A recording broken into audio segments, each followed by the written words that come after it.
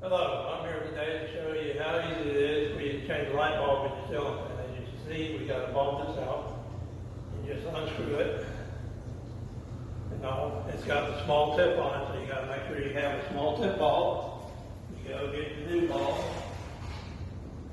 And you come back and you screw it back into the light until it's nice and tight and the bulb comes on. And that's how easy it is to change a bulb in a ceiling fan. So I'm here today to show you how easy it is for you to change the light bulb in your bathroom. As you can see, we got a bulb that's out. All you do is turn it until it comes out of there. Take your new bulb, stick it in there.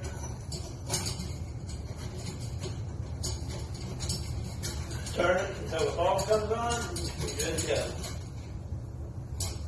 And that's how easy it is.